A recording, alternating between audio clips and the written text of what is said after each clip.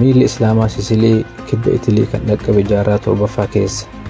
Weerarri guddaan Sisilii qabachuu kan gaggeeffame garuu bara 827tti humnoonni Islaamaa kan kaaba Afrikaa irraa ka'an dooniin gara Sisiliitti ce'uu isaanii hordofeeti.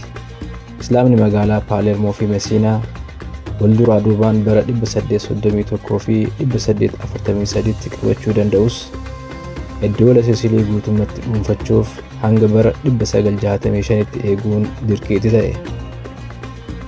Kanatti hin dhaabbanne humni Islaamaa Kaalabriyaa fi Apuliyaa bira darbuudhaan hanga qarqara laga Garigliyaanoo irratti Roomii fi Naapiles jidduutti buufata ijaarrachuutti deemee ture. Odoo itti hin milkaa'in hafus magaalaa Roobaa qabachuuf weerras geggeessee ture.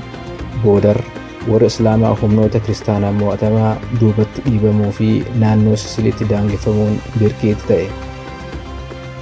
Yeroo naannoo jaarraa 5f Sisilii turetti Islaamni aadaa, diinagdee, hawaasummaa fi dachii naannoo kanaa akka isa fakkaatuu fi akka itti fakkaatetti bocuu danda'eera.